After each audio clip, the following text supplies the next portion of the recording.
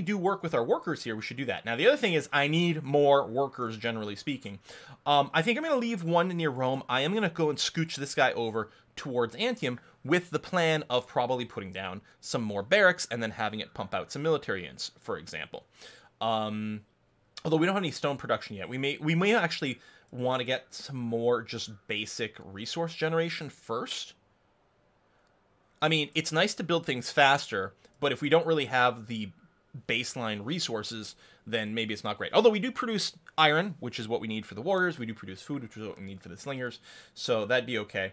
So this pasture over here is really nice because originally I thought, okay, it gives us food and it gives us growth so our city will grow bigger. Yeah, it doesn't just mean that our city will grow bigger.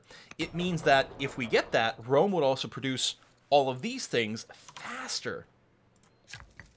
You know what? Maybe I will go ahead and plop down a pasture with this guy before I go. I'm going to get that started. And then this guy here could be a barracks, but I actually think we might do... Actually, let's build a mine, because we do still need to build 6 mines. I'll probably put them all over the place, and we'll try to advance that ambition, which seems like a pretty good idea. Boom, boom, boom.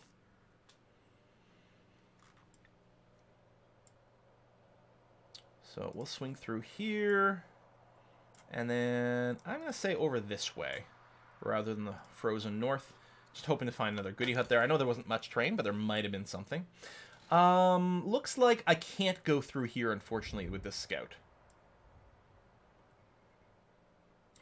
Swing you way back over there and pop that. Let me wait before I issue orders with you some more. Right, I'm still a little bit worried about these archers, so I'm still going to go and send you towards Antium, the little slinger here. And you, I will just step into the train here. Oh, I didn't realize you need to order to heal, and I don't have any orders left. So I may have wanted to not move as much with the scout, but that's going to be okay there. Who's in the lead? Well, right now, Carthage is 1 extra sort of overall victory point, but I mean, there's no... It's hard to say lead overall. If we go here, ambitions... Oh.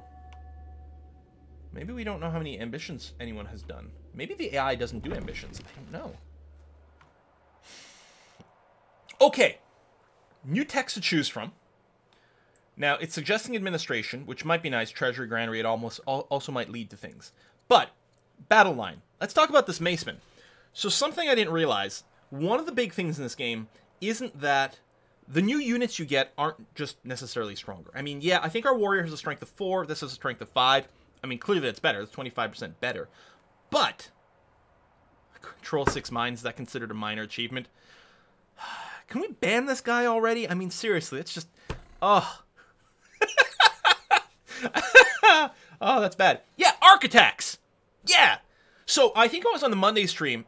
Maybe it was actually Saturday. I don't know. We had a spearman. We had a spearman attack, and we were like, wait, did he do damage to the unit that's behind him? And yes, it turns out, spearman... And it doesn't say much in the text. It says, spearman attacks forward at 25%. What does that mean? Well, apparently it means whoever you're attacking, it also hits the guy behind him for 25% of your base damage. Whoa, that's pretty cool. And then the macemen, yeah, have this arc thing. It's not defined exactly, but presumably the one person I attack, if there's anyone adjacent to them and presumably to us, it'll also hit them. So theoretically, the maceman can hit 3 guys at once. I mean, 2 of the guys will only get grazed, but still. And actually, the swordman is the same, except at 50%. So yeah, it's got built-in cleave. And I think it's going to be very, very, very valuable to unlock some of these higher-end guys, especially if I'm worried about Babylon. And I am. We got a radical philosopher ready, you guys! A wandering philosopher has joined the household of the Valerius family. She teaches a radical idea that no human being has the right to treat another as property. That's so weird. So yeah, this is something that comes up if you have slavery. This notion has energized the Valerius nobility, and they're spreading it within their court. So, of the families in my territory, the Valerius over here currently have a relationship with us of 69. Nice. So, we can say, listen, we're just going to keep using slaves. Minus 20 opinion, permanent. Presumably, this will go away if we ever switch our laws. But, minus 20 with this family. Oof, that kind of sucks. Cornelius, hold on one sec. I'll finish this and we'll get to you, but thank you. Alternatively, I could say we're going to rid the Valeria of this troublesome philosopher. It's a -40 opinion, but only for 20 years, although 20 years is a fairly long time in this game. It also costs us money. I think I might just eat it. I might just say we'll continue to slaves and do that. Just, well, I mean, we do have some money. And I kind of want to keep using slavery. I know, it's wrong, clearly. But it gives us +5 orders per turn, and I kind of want those. So either way, we're going to keep using slaves. I like how neither one of these options is, you know, you're right. We are committing crimes against humanity here. We should change our mind. No, no, no. That's not one of the buttons. The buttons are, we're going to be evil. We're going to be evil and murder someone.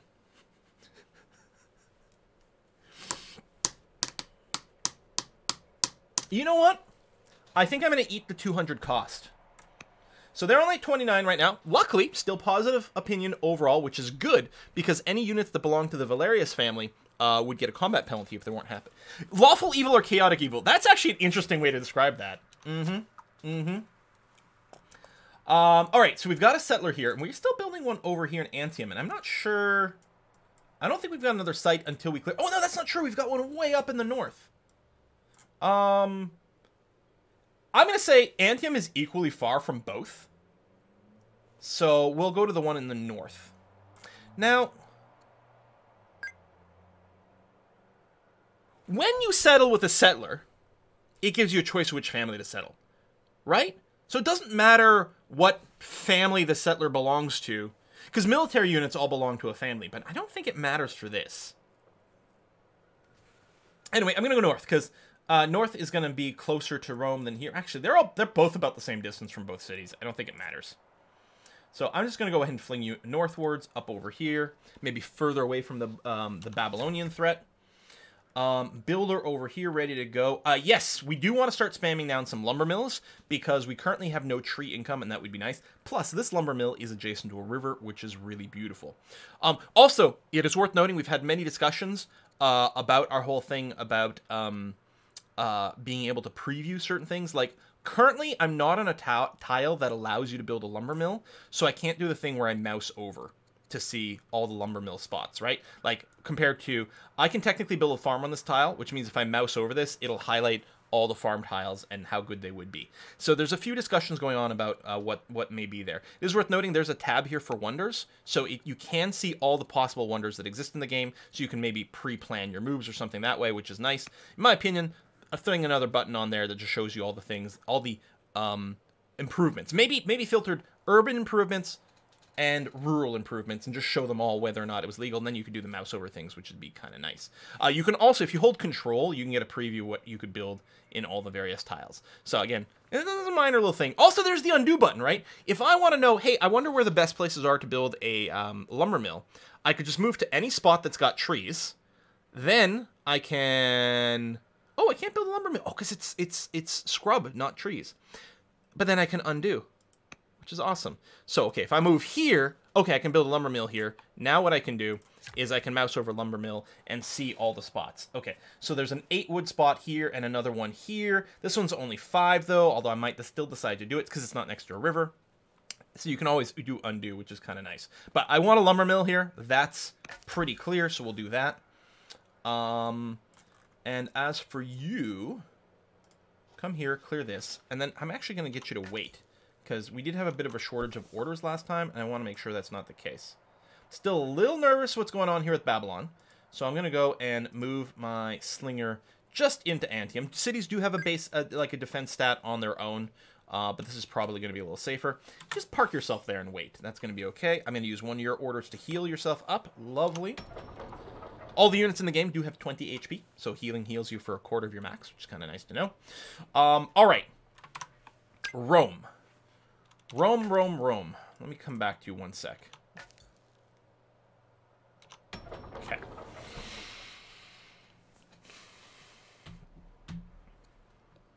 We do not have forums running here as a project.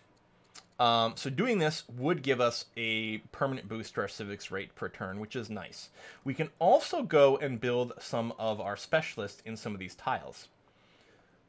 which could also be useful because they do give us some extra science per turn. They also do culture pops, or like, you know, they expand our borders, although I don't think that's really much of a concern. The game is recommending either we build an Acolyte Specialist here, or build a Slinger, or build a Form. I do want more military units.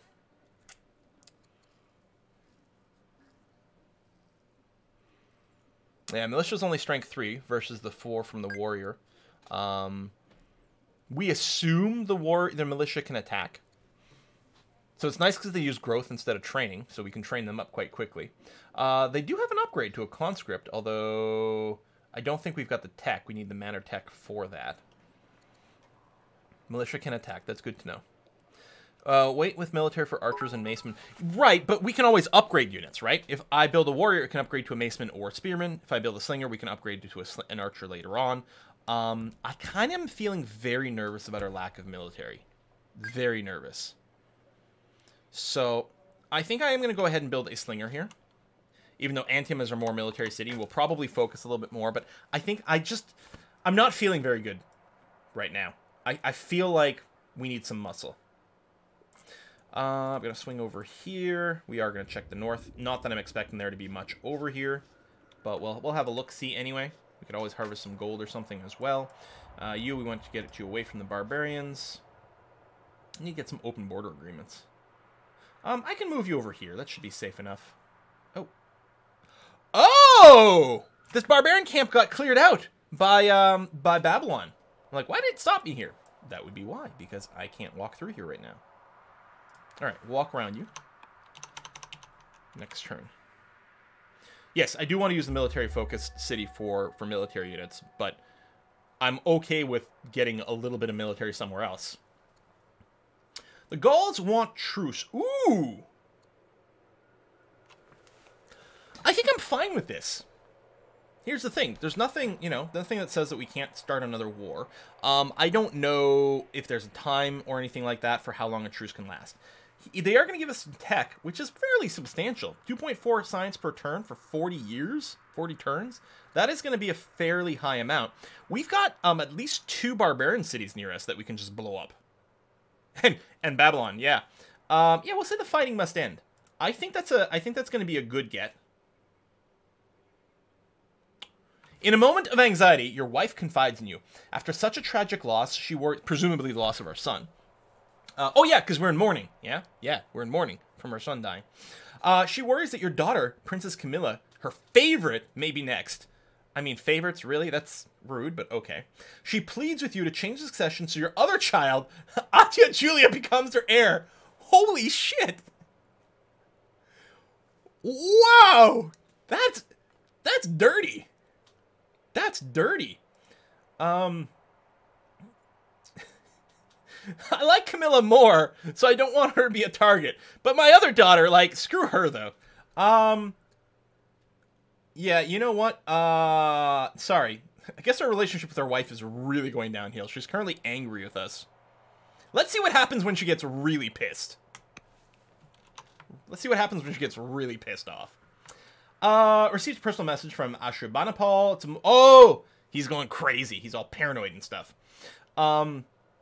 So, leader of Assyria. We actually have a pretty good relationship. Oh no, he's upset already. Never mind. I want nothing to do with this madman. I get +1 legitimacy, which would be nice because it'd bring me to 80, which would give me extra order per round, which is kind of valuable. I mean, it would hurt our relationship a bit more. No, hold on. He's currently vengeful, which is -160. This would make him estranged, which is -120. This actually might weirdly improve our relationship. We can also say we can earn his favor with support. We'd spend 70 of our honestly excessive military training points. We're going to go and upgrade some units. We have lots of this right now. We could spend basically nothing. He would become endeared. Oh, hold on. This does not say that it would remove vengeful. I had assumed that this would be a replacement of this. But I'm thinking those two things might be different in stack. By spending what is effectively nothing, we could replace vengeful with endeared. So instead of minus 160, it would become plus 180 for a 240-point swing. Or you can say, pretend this never happened, gives us 7 orders, and he'd become disappointed. I think we do this. Assuming this is correct. 240-point swing. He's currently minus 50, so he should end up at plus 190, right? No, it stacks. This says, yeah, no, this one says it removes Vengeful. This one removes Vengeful. The other stack. So a Strange would stack, but this one... Did we just become best friends? Ooh. Oh, Mohawk Games is in the chat. There you go. Yeah, we'll tell you if it removes the other relationship. Yeah, so until I saw the second option, I thought that a relationship with a specific stance, but it's not. That's really cool. Okay, we just became best friends. Karate in the basement. My energetic daughter, this is my second daughter, second in line, is distracting me from my royal duties, and something must be done. I can suggest she takes a hike. Go hike in the mountains. She'd become hardy. Would become an excellent general, +2 fatigue limit. So whatever unit she commanded would be like the Roadrunner on crack, super fast. Explore the hills and cliffs. So she'd get the Highlander trait. I mean, who doesn't love that? Fighting from hills +25% bonus. I mean, more movement is good, but it doesn't make her fight better. Although it would make her position herself better in fights. Okay, or tracking animals in the woods. Oh, which would give her a governor type bonus. So if she became a governor, she would get 50% output from lumber mills. Very valuable. There can only be one. All right, everyone wants the Highlander means, so we're gonna go with exploring the hills and cliffs. Done. We'll have to remember to make her a general when she comes of age, though. Yeah, we'll send you over here. That's gonna be okay. I don't know if there's any preferred spot. Well, okay, if I settle in the southernmost square, I would start with the wild game within our original borders. I mean, you know, ultimately the borders could expand, but I might do that. I might do that. Let's go and fill in this little back corner over here. This is going to annoy me. I know we're, like, not gaining anything from exploring it, but it's going to annoy me kind of on principle. Let me come back to you before I spend all my orders. And ditto over here. Okay, you're fully healed now, which is great. We're no longer at war with the Gauls. So barbarians up here. And then down here. I think what we're going to do is we are going to move and think about going over there. Although I'm still worried. What I mean by that is I'm going to undo. And I'm going to move over here instead. Because I don't trust King Chad. Don't trust King Chad at all. Alright, I think we can go back to moving here. Let's do one of those. Pop some fog. That'll probably pop both, assuming it's flat, which is going to be okay. There's really not much left for us to explore with our scoots here. Suppose we can go and visit the Danes up there, maybe. We will see. King Chad is a total Chad. Okay, 4 orders left, end of year, we've got things put down. What I should probably do... Alright, you have some XP. Now here's the thing, as Rome, we get double XP from things. So it's really tempting to be like, oh, let's just let our units level up fast, and like naturally, because they do it faster. But I think what we should do is spend some of these huge military points and give some people some upgrades. In particular, we should at least get them, you know, well, I was going to say leveled up so we can have a general, but here apparently it's just that there's no general available. I really like the first level of focus. This is another point of clarification. By default, units have no crit, 0% crit.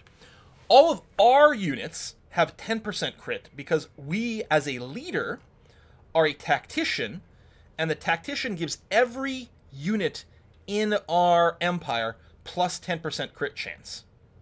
Not just the units we are general of. Any unit in our empire, period, has a 10% crit chance. That's kind of a big deal. That's kind of a big deal. Crit is the only source of any RNG in combat. The amount of combat damage you deal, the devs clarified it, is your strength divided by your opponent's strength times 6. So if both units are exactly the same strength, you will deal 6 points of damage. All units have 20 HP, so it'll take you 3 attacks and a little bit to kill someone. So if you can get a slight percentage advantage is good, or if you land a crit, it's actually like pretty stupendous. So the first focus gives you 10% crit chance. Each additional one after that, well, at least Focus 2 is only 5% more. I think Focus 3 might also be 5% more. So I really like Focus 1 because it feels like you're getting so much value on this first pick. It's not dependable value. It's RNG value. It's XCOM you're going to get screwed by stuff value. But it's kind of hard to resist. So I'm going to go ahead and pop that. We'll end here. And yeah, we'll probably spend a few more of these training points here. I'm no longer in mourning. Now, while being in mourning, I guess because I was so sensitive and not emo at all, I was having +4 charisma, which is kind of nice. Luckily, by getting rid of this, I'm now getting rid of this minus 10% orders penalty, which is pretty annoying. And I had a 10% chance of becoming ill. So, get rid of that. That was very frustrating. Marsha. So Marsha's my scientist. She's training Atya. Again, this is my second daughter, second in line. Spend the dirty day in the nearby fields, digging up stones, examining soil, and sketching plants. That sounds like an amazingly fun time.